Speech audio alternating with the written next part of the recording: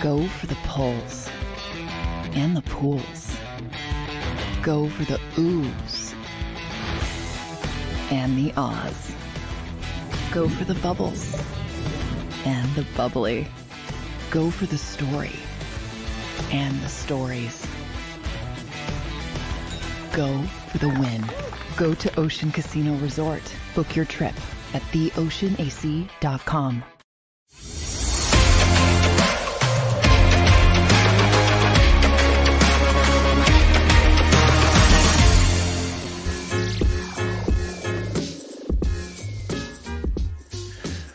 What's up, everybody, and welcome into the Philly Sports Power Hour with Bill Colarulo, as always, on this Wednesday. Is this the last day in February? No, we got a leap year this year. So one more day in February. Sixers in action last night, as expected. They get beat by Boston. We talked about it yesterday. Fly Guys bounce back in a big way. The feel-good team of the city. So we'll talk a little Flyers today. And then we'll get into the Philadelphia Eagles. Sirianni, Roseman, they spoke at the Combine yesterday. We'll talk a little Eagles. And we'll be joined a little later in the show, like we are every Wednesday, by Kayla Santiago, who does a great job covering the Sixers and the Eagles. So we'll do a little Sixers talk with her, but not much to feel good about right now with the 76ers. But let's get a little roll call. We're streaming live across the JAKIB Sports Network. We are also live on Bill Colarulo Philly Sports Talk all over social media. Make sure you're subscribed everywhere. We're also live here on TikTok as well. But let's get a little roll call. I see Jason A-Team in the house. Happy hump day to you. Fanny Eagles fangirl, the same. William Stark, Flyers look good last night. Niners wine in the house. Kyle Kokorski, we talking about the draft. And we'll get into the draft. We got free agency first, my brother. So we have free agency coming up. March 11th, the legal tampering window starts. Twiz in the house. David Laprati, Chuck Hutton. Oh, boy, Twiz starting it early. Core values. I know. Sirianni yesterday with his core values. I think he said it 3 different times, repeating his core values. We'll talk a little bit about that. Bry Guy in the house. Chuck Hutton wants some playoff hockey. I agree. I need some playoff hockey as well. Steve Ike. James Jones. Eric Gallagher. Carlos Drew. Flexen and Steppen. So it's good to see everybody. James Jones, no round 2, Bill. I don't know what you're talking about. What's James Jones talking about? No round 2. What's up, Drew Nichols? I don't know what no round 2 means. I'm missing it. Anyway, we're going to jump right into the Sixers. As expected, if you were following the show yesterday, we knew the Sixers were going to get crushed last night. The way they've been playing, the way Tobias Harris has been playing. Oh, he's talking about, sorry, let me digress for a second. So James Jones wants a round 2 between me and Cilio. Me and Cilio may need a round 2 because we could not be more opposite right now on the A.J. Brown stuff, on the organization and the negativity stuff. So Xander, talking to my producer, make it happen. Get Big Sills back here or I'll go to Big Sills' show because I think we do need a round 2. Me and Sills. So that's what he meant. And I know Flexen and Steppen and some of you agree with Sills, some of you agree with me. So we'll see. But I'll keep you updated on that if we can get a round 2, me and Cilio. But today, Kayla Santiago. Not going to be as heated with Kayla. But Sixers get crushed last night. I know they made it close at a certain point, but the final score, 117-99. The Celtics won their 9th in a row. Maxey did what he could. Put up 32 points, but it's going to be tough to beat a team as good as the Celtics by yourself. Nobody else had more than 16 points last night. And that includes Tobias Harris, who has been absolutely terrible since the All-Star break. I know people have had problems with Tobias Harris in the past, and I didn't get on him as much as others have in the past. But right now, when we need Tobias Harris to step up in the absence of Joel Embiid, you need Tobias to step up. He has played maybe the worst basketball of his career. He was 3 of 11 in the first half last night. Since the All-Star break, he's shooting 17 of 53 for 32% from the field. He had 13 points last night, only 2 rebounds, 0 assists. Playing the worst basketball of his career when the Sixers need him the most. Ridiculous. But we'll talk to Kayla a little bit about that when she joins the show. Murph on TikTok saying Tobias steady dropping 8 to 15 points on a max deal. Exactly. It's terrible, man. And this is when they needed him. This is when he needs himself. He's in a contract year. And he still can't perform. And it wasn't just Tobias who was bad last night. Kelly Oubre, 1 of 6 from the field. Buddy Hield, 2 of 8 from the field. Sixers are in trouble. I mean, we've known they've been in trouble for a while, but they are in trouble. Now they fall to the 6th seed in the East. They're only a half game up on the Orlando Magic and the Indiana Pacers for the 7th and 8th seed. Sixers are going to be in the play-in tournament. There's no doubt about it. They're going to be in that play-in tournament. And really, even if Joel comes back, what do they have in this team right now? I mean, they got a lot of old guys, a lot of injuries. DeAnthony Melton finally back in the lineup. He plays a half last night, and now he's out with back spasms. Just not a good time to be a Sixers fan. But really, when has it been a good time to be a Sixers fan? I've said this before on the show, and you guys want to get on the Philadelphia Eagles organization? We want to talk about the Eagles organization? Think about what we've lived through as Sixers fans. They haven't won a championship since '83. They haven't been to a championship since 2001. We've been to the Eastern Conference Finals, twice in 40 damn years? I think, it was like 85 and 2001. That's it. Sixers got to do something, man. Anyway, let's jump over to a feel-good team. Let's talk some Philadelphia Flyers. Because the Flyers, they play hard. They play really hard. We've talked about it. The way they block shots, how they stick up for one another. And they are young. They're well coached. And they're fun to watch. They went nuts last night. It was 1-1 going into the third, and they end up winning that game 6-2. I know they put 2 empty netters in, but they came out flying in that third period. And I love it. TK's out. Travis Konechny's out again. So they call up Bobby Brink from the Phantoms, and 3 minutes into the game, Bobby Brink nets a goal. Another rookie, Tyson Forrester, scores again early into the third to take the lead.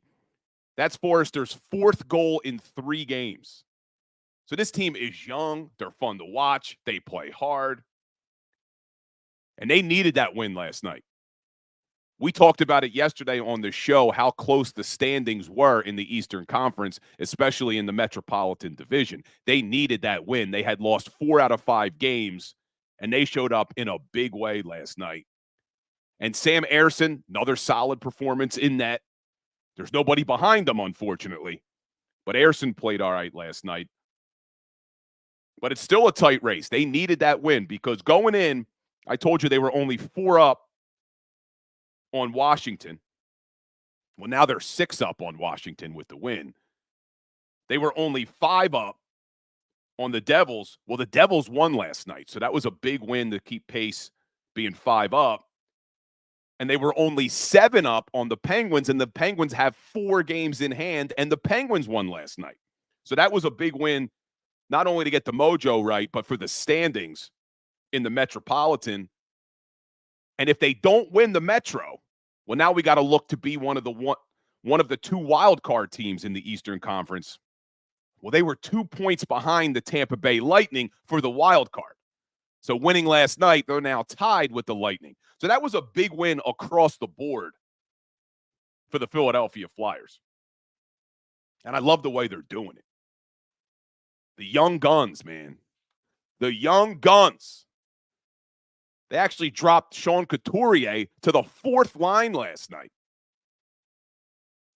So we'll see. Hopefully he's okay coming back from his back surgery, missing a couple of years. Now you're getting to that point of the season where you start to wear out a little bit. But good stuff from the Flyers last night. And talking about the young guns, let's talk about the Philadelphia Eagles now. Speaking of young guns. Because one of the things that Sirianni and Roseman talked about was relying on your younger players. And it was interesting because they each kind of gave a different answer. Howie Roseman talked about the importance of them not being afraid to play their younger players and that he's talked to Nick Sirianni about this. But then Sirianni basically says, look, we're going to play whoever gives us the best chance to win. So they do need to get on the same page with that. Because I think they're going to have to really rely on young players this coming season. I want to see them go out. We talked about it yesterday. I want to see them go out in free agency. I want to see them bring in a stud linebacker. I'd like to see them bring in a stud safety. But even still, even if they do that, even if they bring in Patrick Queen, which would be my dream, and a star safety, you're still going to be relying on a lot of young guys, especially on the defensive side of the football. So I did like to hear Howie Roseman talk about they want to start getting these young guys involved because one of the problems we saw in Nakobe Dean's rookie season, he only played 34 career snaps. So then when we go into last year, and this is why I had such a problem with them relying on Nakobe Dean, we didn't know what we had. You didn't know if you could rely on Dean.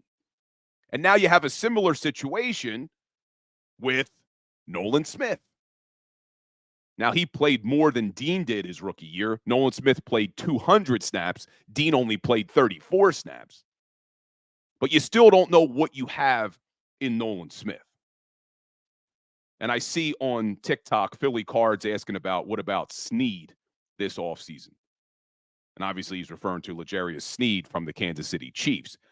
I don't think that's going to happen. I don't think you're going to see the Philadelphia Eagles get Snead because what's being reported now is that the Kansas City Chiefs are most likely going to franchise tag him and then listen to trade offers. So I don't think the Philadelphia Eagles are going to give up draft compensation to get a guy like Snead and have to pay him a ton of money. And if you follow me, I wouldn't be angry if they bring in a corner. I wouldn't be angry about that. But for me, that's number 4 on my list on that defense. I'm actually okay with the cornerback position. I'm not going to be mad if they upgrade it, but not at the expense of linebacker, safety, or edge rusher. So if they have to go out there and spend big money or give up a lot of capital, draft capital or otherwise, to bring in a cornerback, and that prevents them from getting a linebacker or a safety or another edge rusher, then I don't want to see them do it. If they could do it all, great. But I'm actually feeling better about the cornerback room than I am about linebacker, safety, or edge rusher. And we talked about it yesterday on the show. You look at the cornerback room, there's a lot of young, promising guys. Keely Ringo, I have a lot of high hopes for. Isaiah Rodgers, who they picked up from the Colts, a lot of high hopes for him. Even Eli Ricks, another year under his belt, learning from a guy like Vic Fangio, learning from a secondary coach, Roy Anderson, who they got from Seattle. And you still have Darius Slay.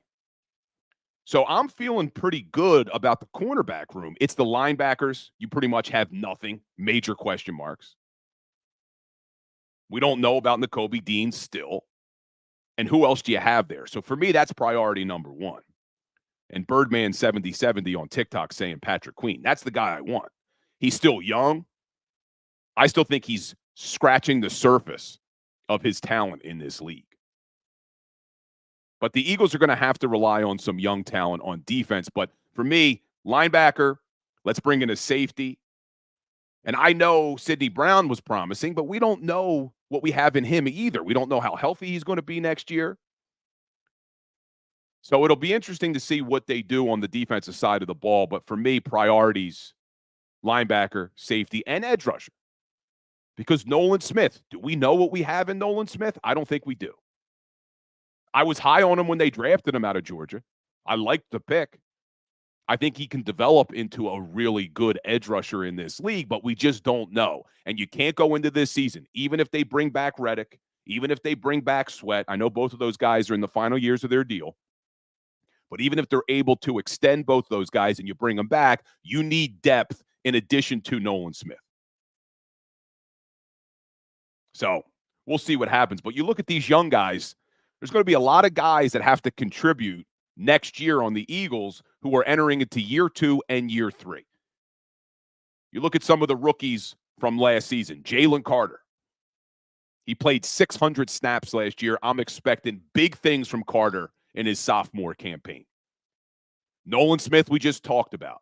He only played 204 snaps. He's got to step up in a big way. He has to show that he was worthy of that first-round draft pick. Then you have Tyler Steen, another rookie. Now, he's on offense, but he may be your starting right guard. If Jason Kelce retires, you're moving Cam Jurgens over to center. Tyler Steen may be your starting right guard. Then Sidney Brown we talked about. Keely Ringo we talked about. You have Moro Ojomo entering into his second season. He'll be depth at the D-tackle position. Undrafted last year, Eli Ricks. I'm excited for him. We talked about it. But there's going to be some year 3 guys who are also going to have to step up in a big way next year, especially on defense. Reed Blankenship being one of them. Because even if they bring in a star safety, I still think Reed Blankenship's going to play next year. And I see in the chat, Drew Nichols asking if Kevin Byard is gone. There's just no way Byard is back under his current deal because his cap hit skyrockets to $14 million this year. So unless they renegotiate Kevin Byard's deal, he's out of here. So we'll see what happens there. Another third-year player, Jordan Davis. I know there's some people who are high on Davis. A lot of people are out on him. He needs to step up in a big way in year 3, especially if Fletcher Cox is gone. Because now you have Jalen Carter, Milton Williams, who I really like, and then Jordan Davis. Jordan Davis has to show that he can actually be a game changer at that position. Now, one of the things that's exciting, I guess, about Jordan Davis is if Vic Fangio wants to run a lot more 3-4, because now Jordan Davis can actually play that true nose tackle position, that zero technique lined up right over the center. Now, defensive line a little bit, you got Jordan Davis lined up over the center. You got Milton Williams and Jalen Carter in the 3 technique. And now you have Josh Sweat, Haason Reddick, Nolan Smith, and hopefully another stud edge rusher that they sign in free agency coming after the quarterback. That could work. That could work. And then a third-year player, Nakobe Dean. He's another one. What do we have? So I want to see them really build defense in free agency and make some draft picks on that side of the ball. But what the Eagles really need is to develop these year 2, year 3 players and contribute. Because if you follow me, you know one of the issues I've had with this defense is there's a severe lack of young talent that were contributing over the last couple of years. But we're going to take a break. And when we get back, We should be joined by Kayla Santiago. I don't see her checking in yet, Xander. We may have to follow up. She's usually here by now. So Kayla should be joining us after the break. But we'll take a quick break. We'll do some Sixers talk. We'll do some Eagles talk on the other side. Don't go anywhere. Hit that like button. Hit that share button. We'll be right back. Go to get your game on. Go for the beers. Go for the cheers. Go for the hit and the hits. Go for the stakes and the stakes. Go to get your parlay on. Go to get your party on. Go for the scene. Go for the screens. Go for the gallery. Go for the win. Go to Ocean. Visit theoceanac.com to plan your visit. At Pond Lehocky, we've recovered billions of dollars for our clients, and we're confident we can do the same for you. With over 250 years of combined courtroom experience, we've helped over 100,000 injured clients obtain some of the largest settlements in Pennsylvania. One conversation is all it takes to help you and your family get back on track. If you've been injured in an accident, give Pond Lehocky a call. They're carving them up and good play calling along the way. First and goal at the 6.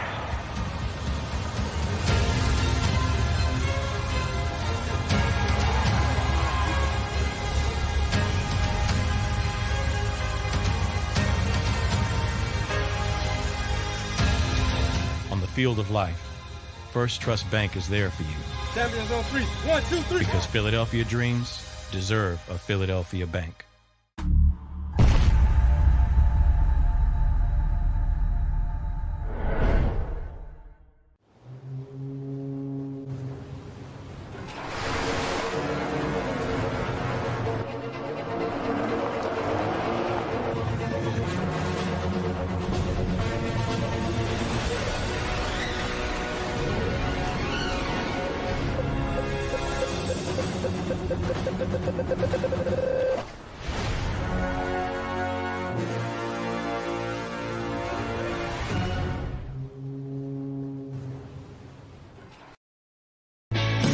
Hi everybody, my name's Jason Lombardi. I'm an inspector at DryTech. At DryTech we offer 3 major services, the first one being basement waterproofing, the second service we offer is foundation and structural repairs, and then the third service that we offer is mold remediation. If you feel you are having a waterproofing issue, give DryTech a call or check us out online.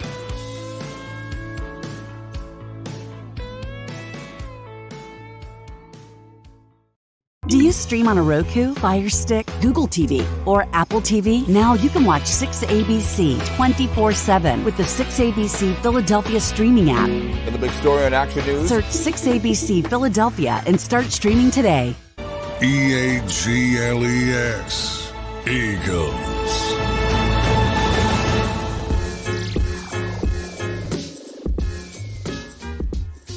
What's up, and welcome back in to the Philly Sports Power Hour. I'm Bill Colarulo. I see some more people checking in the chat. Adam's exploits in the house. Not loving Nick today. We're not doing that today. We were just talking about some of the things they talked about. But we're going to switch. We'll switch back to the Eagles in a second. But first, I want to start with some Sixers talk. So we're going to bring on, like we are every Wednesday, by our one and only Kayla Santiago. What's up, Kayla? How you doing today? I'm good. The Sixers, they're looking a little bit scary right now. So I don't know how good I am in terms of Philadelphia basketball. Philadelphia high school basketball is great, though. Oh, what a game. What a finish between Roman Catholic and Archbishop Ryan. So, I guess high school basketball is something that's making me smile at this point in Philadelphia. Were you in the house? Were you at the Palestra for that or no? Unfortunately, I was not. I had the option to go, but I had stuff to do at my other job. We're also in playoffs in Salisbury, Maryland, too. So everything's happening at the same time. But I've covered Roman Catholic and Archbishop Ryan extensively, both down here and back in Philadelphia. So I was excited to see the game, go that way. And it was a fantastic finish. And in a building like that, in an atmosphere like that, both those teams deserve to feel that. Just, of course, one team has to go home with their heads down as losers, which is always unfortunate in a championship game. Yeah, what a game. What a buzzer beater. Speaking of buzzer beaters, did you see the one in the NBA last night from behind half court? Yeah, that was crazy. I mean, sometimes you just see wild stuff, especially in the NBA. I mean, it happens, though. These guys can do it, but it's always exciting when you actually see it go in. Yeah, that was pretty cool. But what has not been cool, Kayla, Tobias Harris. What the hell is going on with Tobias Harris? I don't know. I mean, this Sixers team is really scaring me right now because I think we talked about this last week, but the last thing I want for Philadelphia is to drop into the play-in, and then Joel Embiid has to come in when he's not 100% and try to build this team back up to getting a higher seed to go into the playoffs, because you don't want to see them in a win or go home game. But Tobias Harris, I don't know what that guy needs. I saw a lot of people saying, should we give him a standing ovation like we gave Trey Turner and he got out of his slump? I really, really don't know. It's unfortunate to see, because in a situation like this, you would think, okay, with Joel Embiid out, it's time for Tobias to really be that second or third guy, really the third guy for the Sixers. And he's just not. He just looks so lost right now. This team as a whole really looks lost, in my opinion. But to see how much that he's downgraded in just the last few games, I hope the guy is okay, first and foremost. But it just doesn't look good. It's not Tobias Harris. Even if he's having a bad game, he still looks to drive. He still looks to be aggressive. It looks like he's even have a nose for the basketball. So it's definitely worrisome when you're talking about still having a whole nother month possibly without Joel Embiid and Tobias Harris is playing like this. Yeah, I haven't been as down on Tobias in previous years as others have, and I don't think you have either, what Tobias is giving. But this is probably the worst I can remember him playing in a Sixers uniform. I gave the stat before you joined. Since the All-Star break, he's 17 of 53 from the field, shooting only 32%. And last night, okay, if you're not going to score points, he only puts in 13 points. Well, contribute in another way. He has 2 rebounds and 0 assists. So are you thinking that he's injured, or you think this is just unfortunately what he is? I don't think that he's injured. I just think ever since Joel Embiid left and they bring in Buddy Hield, there's just a little bit of confusion of where his placement really is on the court. But, it's really confusing to see, because you look at Tobias Harris, you say, okay, anytime he's not playing well, he does something in a different regard, right? He's not really a fantastic player, but you look at him and you say, okay, he always plays hard. He's always going to be aggressive, sometimes too aggressive, where people are saying, Tobias, give the ball up, because clearly tonight is not your night. But this time around, it doesn't even look like he's engaged, which is very, very weird to me for Tobias Harris, because you really haven't seen that through the entirety of his career. I don't think there's an injury there. I just don't really know if he knows where he's supposed to be on the floor right now, especially with the new additions coming in at the NBA trade deadline. I don't know. You see a lot of differential between Tyrese Maxey and when he plays with Joel Embiid and when he plays without Joel Embiid. I don't see Tobias and Joel playing off each other as much when they play together normally, but maybe it's more than we actually know. Maybe there's more plays drawn up for Tobias and Joel to play off each other that we really know behind the scenes. So something's clearly going on. I don't know. Does Nick Nurse maybe bring him off the bench for the next game? Does he kind of operate with that? You don't want to look and say, okay, Tobias Harris, you're demoted. But at the same time, if you're not doing your job, you're not doing your job.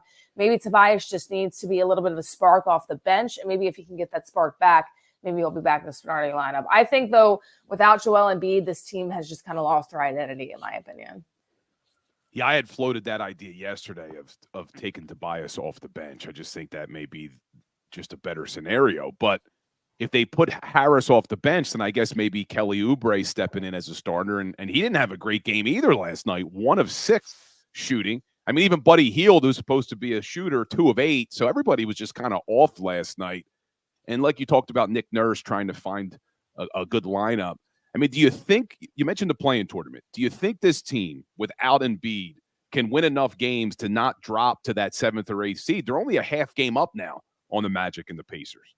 Unless something crazy happens, no. I think right now that this team just looks completely lost. And when you talk about an MVP award, and I'll say this again, you look at Joel Embiid and you say, okay, just look at the downfall this Sixers team has had without Joel Embiid. And I've had conversations with a lot of people. They say, well, you guys build around one singular player. I said, well, a lot of people in the league do that. You look at the Denver Nuggets. Yeah, Jamal Murray is a really good second piece to Nikola Jokic. But if Nikola Jokic is out, the Denver Nuggets are going to look the exact same, right? They're not going to be able to win as many games. They're not going to be a top seed. They're going to drop a little bit in the standings. Maybe not as much as a downfall as the Sixers, but it's going to be pretty similar. So you look at it right now and you say, okay, Tyrese Maxey is going to be that second guy you build upon in years to come, but he's still not there yet to that superstar talent. He's a star for sure. The superstar talent is still to be determined for Tyrese Maxey. So I look at this team right now, how they're constructed. I mean, they just have no defense in the middle. And I was talking to D. Lynham a little bit, who covers the Sixers and the Blue Coats, and she said just Joel Embiid, the presence of him in the middle. I think teams just get scared and don't want to drive on Joel Embiid. His presence alone makes a difference on this team. So not having that there, and of course his talent, his scoring ability, everything else he does on both sides of the ball, it's going to be tough for me to believe that the Sixers can somehow get above play-in tournament. And that's the last thing I think they need to do. But right now, unless they completely reconstruct how they play, it's going to be really, really tough for them to keep going up in the standings. Who would have predicted before the season started that the Philadelphia Flyers may be playing longer than the Sixers are this season? Now, are you a Flyers fan at all? You do hockey at all? I am. So I love everything Philadelphia, including the Union as well. So I definitely love all that. I love the game of hockey too. So, when everything's kind of happened this year, a lot of stuff happening with Philadelphia Flyers, Carter Hart and things like that. When they had him, and you looked at that team before the bubble, I thought they were going all the way. That team was so good. And then COVID happens. I'm like, okay, well, literally COVID ruined this Flyers team. So now you look at it, and it's really fun when the city of Philadelphia is bought into hockey, because that atmosphere is absolutely electric. So I'm excited to see that they're doing well. I never would have thought that we'd be talking the Flyers over the Sixers, but hey, here we are. It's Philadelphia. Anything can happen. Yeah, I'm fired up about that. And you mentioned the Union. So, I do the 97.5 The Fanatic show on Saturdays and Sundays, and we put up a Twitter poll 2 weeks ago about what's going to be the next team to win a championship in Philadelphia. And Twitter gives you 4 options. So, of course, we put Eagles, Phillies, Flyers, Sixers. A lot of Union fans came after me for that, but not including the Union in the Twitter poll. So, yeah, Union got a shot, too. They got a pretty good team.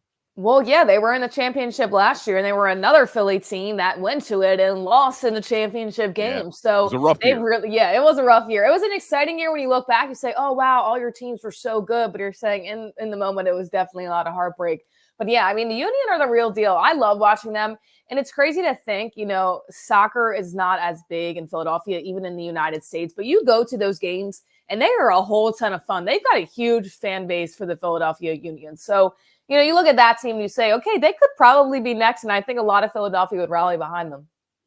Yeah, they are exciting games. I'm not a huge soccer fan because I always was playing football, American football, I should say, but not a huge soccer fan. But those games are fun. The fans go nuts at those games. But let's talk about American football then for a second. So you and I haven't had an opportunity to talk since all of the drama came out about A.J. Brown, and then A.J. Brown calls into a radio station, and now our friend on this station, Dan Cilio, calling him A.J. Owens, and I've been defending A.J. Brown. I don't think A.J. Brown is a diva. I don't think that anyone who is calling for him to be traded knows what they're talking about. So as I preface that, now I'm going to ask you, what do you think? And I just said no one knows what they're talking about if they want him traded. What do you think about A.J. Brown, Kayla? Listen, I think after all of everything that happened this year, I'm surprised there wasn't more of A.J. Brown saying this during the season, because after everything that happened, the frustration that we saw on the sidelines of A.J. Brown, he could have easily said this, that, and the other on every single radio station, on every single TV station, spoke out on Twitter and caused all this havoc.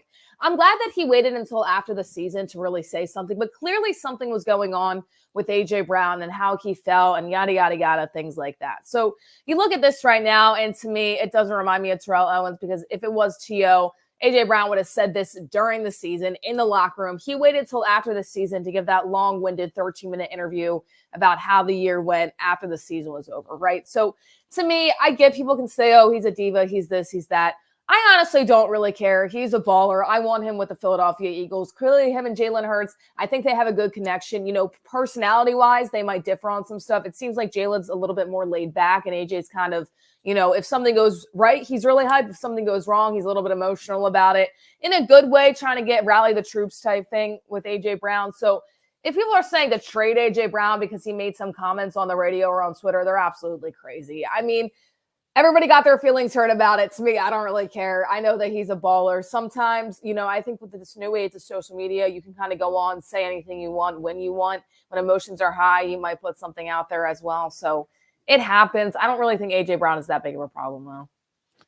Yeah, I agree with you. I mean, I look at his production on the field, and I talked about this at length earlier in the week. His production on the field is one thing. He's now sits 1-2 in franchise history for the most yards in a regular season. In his first 2 years, he sets the record 1-2. And when you look at him off the field, there's been articles about people questioning Jalen Hurts' leadership style in that locker room. And those articles cite to A.J. Brown as being the vocal one in the locker room that holds players accountable and who's very respected. So I'm just not buying this. He's a diva talk. I think it's a narrative that's being created. But I think he's just a vocal leader, in my opinion. Like, going to your point, I think that he's just, when he talks and he's in pure emotion, and everybody gets like that, whether, for us, if we had a good broadcast, we're super hyped. If we had a bad broadcast, we might think certain things, but we might not say it. I think A.J. Brown just says the things that he's thinking. I think that's all it is, to be honest.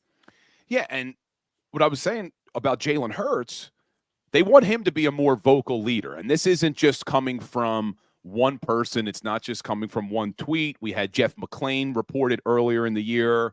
You had Joe Santoliquito on Bleeding Green Nation write that in his article at the end of the season. And most recently, Derek Gunn, our friend Derek Gunn, tweeted out, in addition to something else, which I'll talk to you about in a second, talked about Jalen Hurts changing a little bit since he got that contract. So you're starting to hear some things about Jalen Hurts. Are you concerned at all about Jalen going forward as a leader? And then I'll talk to you a little bit about on the field. I think my only concern, and we talked about this with Nick Sirianni too, right? I said if Nick Sirianni doesn't show up this year, then clearly something is wrong with the head coaching position. I think it's the same thing kind of for Jalen Hurts. I think this year is a testing year for the quarterback and the head coach. You look at it and you say, okay, if there's another year where Jalen Hurts still is having these comments about him not being a leader, about him not really being able to lead the troops. I mean, as a quarterback, I think that's just something you have to do. That's your position. You're the leader on the field. You're the one that everybody looks up to. You need to have some vocal leadership in you. I'm not saying that he needs to be the guy that is the hype guy that's screaming on the field, that's super excited. I think this year, though, leadership-wise, I think he got more in his head about what he was doing wrong, about the losses that really fell on him. I think it might have been hard for him to be like, okay, well, let me put that behind me and just go try to lead my team. Hopefully this year that's a little bit better. And if it's not, I think that's when you have the conversation of, is he really a leader? Is he the right fit? I think this year is going to be the testing grounds for both the QB and the head coach.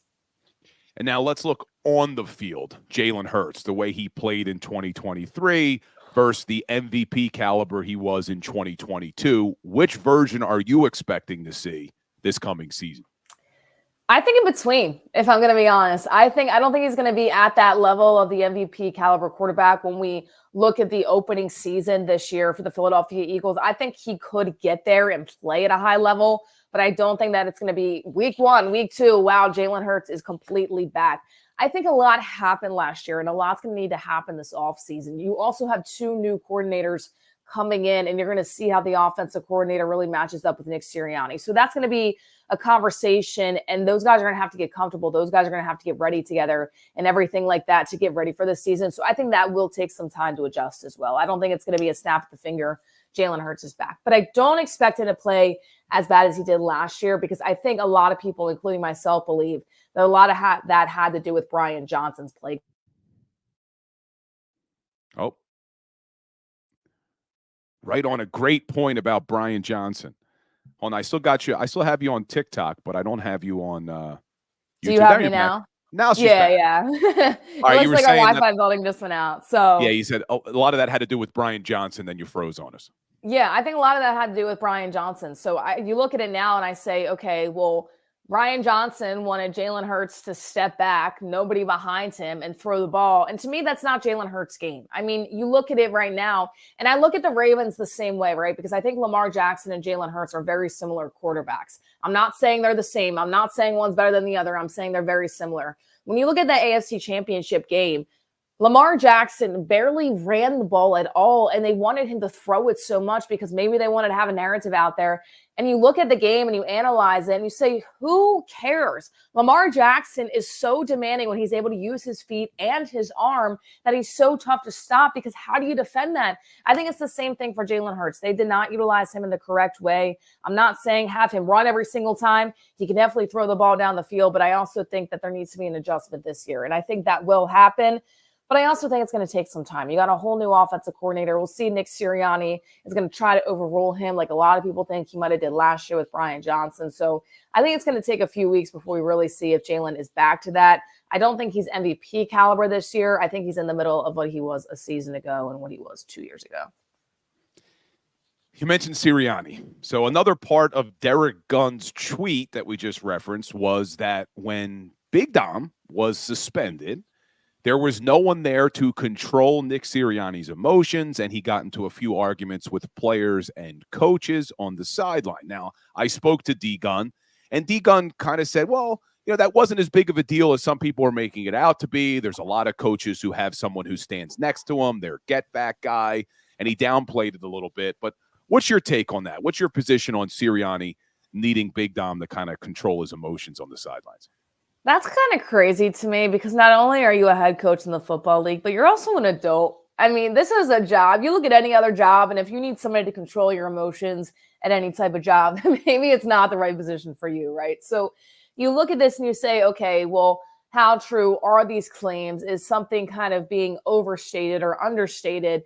And I do understand that, right? They're there to protect the head coach. He's there to protect Nick Sirianni. And clearly Nick Sirianni's an emotional guy. And I think his first season with the Philadelphia Eagles, that's what I really liked about him. He kind of wore his emotions on his sleeves. But it shouldn't get to the point where it can't control you to the point where you're yelling at players for no reason. Because, yes, it's an intense game, and I do understand that. But as a head coach, you need to step back and say, okay, how do I deliver this to a player? I think it's totally fine to get on a player if they ran the wrong route, if they did something wrong, if they dropped a pass. To me, that's fine. To me, that's coaching. You look at that and you say, okay, well, you want your coach to be hard on their players because they know that they can make that catch or that they did something wrong and that could have just completely blown up a play.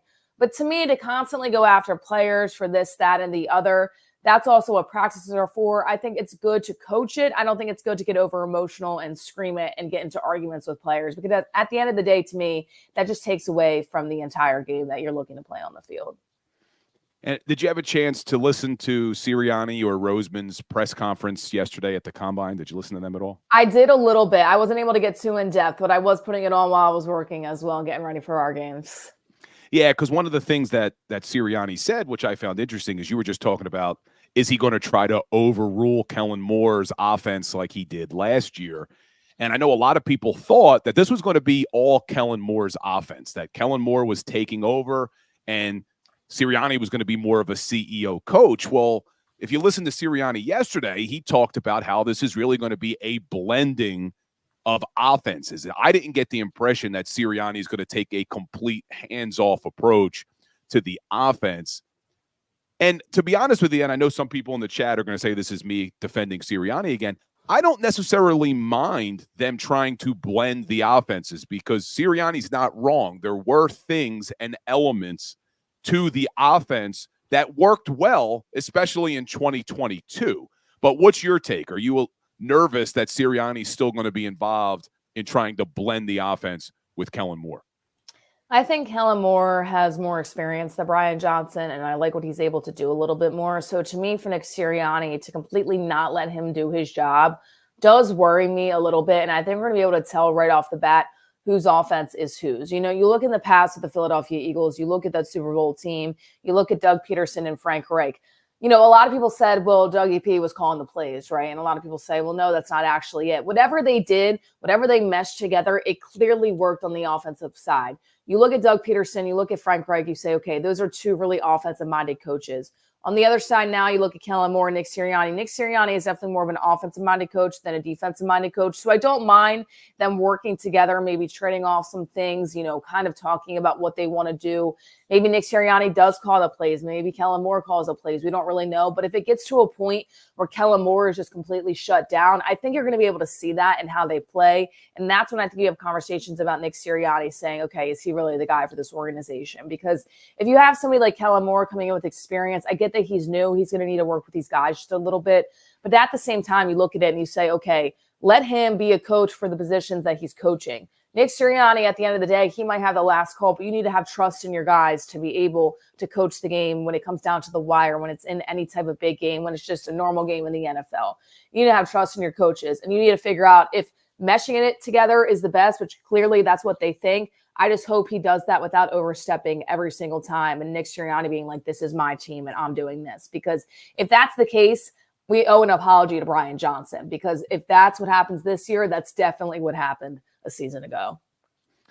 So we'll find out soon enough, but what we're going to find out even sooner is how they build this roster, because free agency, it's crazy, less than 2 weeks away.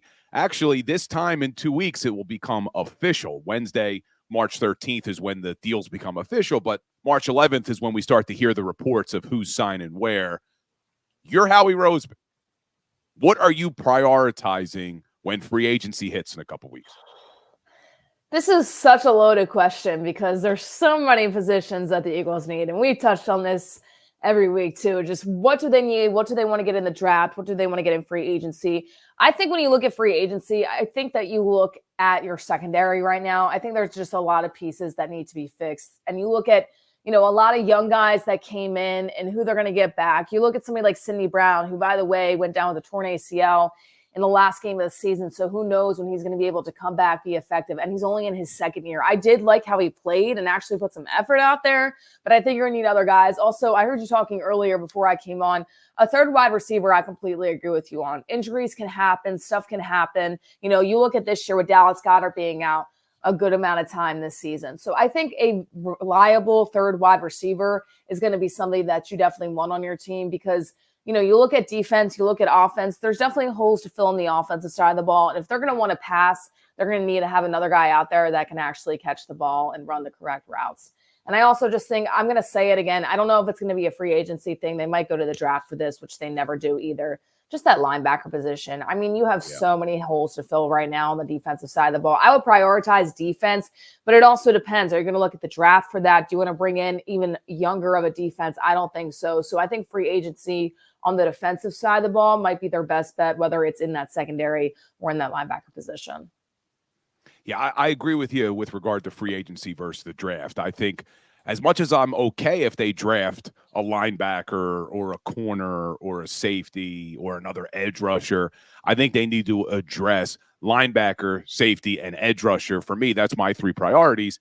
Free agency. We need players who can step in week one, game one, and contribute to this defense. We can't have all of these question marks. And there's a way to do that and stay young. Like one of the names I keep floating is Patrick Queen. Well, Patrick Queen is still very young, still hasn't scratched the surface of his potential. I just don't want to see them go out and do what they did last year. And if you listen to Roseman yesterday, I'm hoping maybe he learned from that because he did talk about how, they did miss some guys on defense and that they prioritize offense because it was all kind of lottery tickets last year. Justin Evans and Nick Morrow and Terrell Edmonds, all guys that you maybe would work out, but probably weren't going to, and they just did that too often. So we will see. What else you got going on this week, Kayla? Anything big for basketball? Yeah, I mean, we've got our state champion or state playoffs, I should say, which have been a whole ton of fun. Last night we had a huge rival game. The gym was full. It was absolutely crazy. So we're in the thick of it for state playoffs, when it comes to a high school realm. And still Blue Coats, it's really been cool to cover the Blue Coats, the Sixers G League team, because you look at a guy like Ricky Council, who I saw all over Twitter last night. People were saying, start him instead of Tobias Harris. What a great story that would be. He starts on an NBA G League team this year. He's one of the leading scorers. He's a rookie, by the way, and then possibly gets a start in the NBA. I mean, that would be so, so cool. So it's been really cool covering them as well. I mean, they've got so much talent. And I just hope that they don't trade it away. You look at it right now, Quavion Smith, Ricky Council, they're both rookies. I think those are guys in a few years that can really, really make a difference for the Sixers team. But you also look at trades for next year and things like that. And I just hope they don't give those guys away because they're truly special. So it's been fun covering them. I'll be there for Philly 57, CBS Philadelphia, of course, covering the Blue Coats. And then, like I said, we're in the thick of state playoffs right now. So it's been crazy in Delaware and Maryland, but a whole ton of fun at the same time because I know people think, oh, well, high school sports, well, they get a whole ton of fun when it comes to this time. And then the week after that, we've got the conference championships for college hoops as well, the MEAC tournament. So we're busy when it comes to basketball, but I love it. Well, Kayla's always busy. Hardest working woman in the business, I think. I remember when we used to do our Eagles shows, man, you drive all the way up from Maryland and then back down for the basketball stuff you were doing. So Kayla's all over the place, but does a great job. And the Power Hour crew loves you. I know you're checking the chats here. They love when Kayla joins the shows on Wednesday. So I do appreciate you making time. I know how busy you are. Yeah, absolutely. I love being on, talking Sixers and Eagles and Flyers and Union. I just hope that one of these weeks we can talk positively about the Eagles and the Sixers, because it looks like Joel Embiid possibly might be back by the end of March, according to Woj. There's been some reports that he might come back and try to get back into that lineup before playoffs. So you never know. But right now for the Sixers, it's not too positive, which is tough to come by. It's just been rough watching them. Yeah, that would be great if we could get Joel back. But Kayla, we love having you here. Thank you so much for making time. Make sure you're following Kayla everywhere: Twitter, TikTok, Instagram. She does a great job covering all sports. But Kayla, we'll talk to you next Wednesday, hopefully. Have a good week. Yeah, absolutely. You too. Thank you. Kayla Santiago joining the show. Does such a great job. And I see you in the chat. I think you like Kayla better than you like me, and that's okay. That's okay. But, yeah, I have her live on TikTok as well, so she's able to join on TikTok. But check out her TikTok if you guys are on TikTok. She does a nice job over there as well. So we talked a little Sixers, talked a little Eagles, and one of the things in the chat is I saw Chuck Hutton in the chat talking about one thing that he was hopeful that Kellen Moore can do with his offense is bring back the RPO. So RPO, obviously, run pass option. But what's interesting is, and I went over this before, they didn't necessarily call less RPOs this season. So when you look at the numbers, in 2021, Jalen Hurts only played 15 games. In 2022, Hurts only played 15 games. So in 2023, he did play all 17. But they called 154 RPOs in 21, 148 RPOs in 22, 171 RPOs in 23. So when you look at the numbers as far as the times they called it, it wasn't that much different. But where there was a major difference was its effectiveness. And this is where I'm hoping with Kellen Moore coming in that maybe they could figure out ways to make it effective again. Because if you look at the numbers, in 2021, they averaged 7.65 yards every time they called the RPO, whether they threw it, ran it, whatever. It averaged 7.65. In 2022, same thing. It averaged 7.81 every time they called the RPO.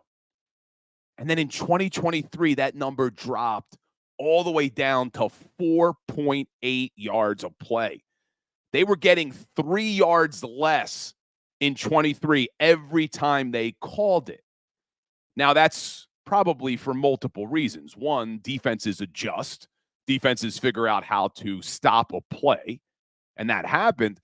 But the Philadelphia Eagles didn't have a counter to that. Brian Johnson and Nick Sirianni weren't able to come up with a counter to defenses figuring out how to stop the RPO. So let's hope that that can happen in 2024. 2024, wow, 2024 already. But, so it wasn't necessarily they weren't calling it as much. It's just that they need to figure out how to do it effectively. So we will see. And I appreciate, I see the kind words in the chat about the show, about me. I do appreciate that. And I appreciate all of you guys being here, guys and girls. I always say guys universally, but I've had some people say, hey, there's women who watch the show too. I always just say guys universally, but yes, I appreciate everybody who's here in the chat. But hit that like button for me, hit that share button. And like we end every Philly Sports Power Hour with a little Today in Sports History. Well, this one hits close to home for me because it's when I became such a big Philadelphia Flyers fan. But today is the 51st birthday of the big guy, Big E, Eric Lindros. Eric Lindros was born February 28th, 1973. And when he came to the Flyers, when they had that arbitration or whatever it was, where they had a rule on who his rights belonged to, whether it was the Rangers or the Flyers, because Quebec had 2 trades in place at the same time. But when he comes to the Flyers in 1992, so I'm about 9 years old at that point. And that's when I was already a Flyers fan because my family were Flyers fans. But that's when I became obsessed with the Philadelphia Flyers. And it started out with Eric Lindros and the Crazy Eight line. Who remembers the Crazy Eights with Mark Recchi and Brent Fedek? The Crazy Eights, they were a great line. but they were nowhere near as good as the next line, the Legion of Doom. So after the Philadelphia Flyers traded Mark Recchi to the Montreal Canadiens for, who remembers that trade? You remember who else was in that trade? It wasn't just for John LeClair. John LeClair was almost like a throw-in in that trade. Excuse me. They traded Mark Recchi, and they got Eric Desjardins and Gilbert Dion. Gilbert Dion was probably the coveted piece in that trade. He ends up not doing anything, but John LeClair comes and forms this Legion of Doom with Eric Lindros, Michael Renberg. So that's when I fell in love with the Philadelphia Flyers. In fact, in my basement, I have a signed picture of the Legion of Doom signed by Renberg, LeClair, and Big E, Eric Lindros. So today, wish him a happy birthday, February 28th, 1973. So he's 51 years old today. But I appreciate my Power Hour crew. Let me see. I see some people in the chat. Now, I'm not sick. I don't know what's going on. I got a little tickle in my throat, but I'm not sick anymore. But tomorrow, we'll be joined, like we are every Thursday, by the one and only Mark Farzetta. Farzy will be joining the show tomorrow, so he always does a great job. Going to get his take on all this stuff going on with the Philadelphia Eagles, see what his thoughts are. I texted him this morning to confirm that he'll be here tomorrow, and he said that he will and that he is ready because he's got some stuff he wants to talk about. So we will see how all that goes. I don't think it'll be as heated as maybe me and Big Sills would be, but I got to talk to Big Sills because him and I have to have a little debate because we do not see eye to eye on the A.J. Brown situation or this Philadelphia Eagles team in general. So I'll talk to Big Sills. We'll get something in place. But everybody, thanks for being here. This was the Philly Sports Power Hour. Hit that like button, hit that share button. As always, make sure you're following me across the board on social media. We're posting daily content everywhere. Would love to hear from you. I'll be back tomorrow, 10 a.m.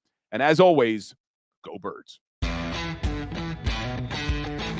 Go for the pulls and the pools. Go for the oohs and the ahs. Go for the bubbles and the bubbly. Go for the story and the stories. Go for the win. Go to Ocean Casino Resort. Book your trip at theoceanac.com.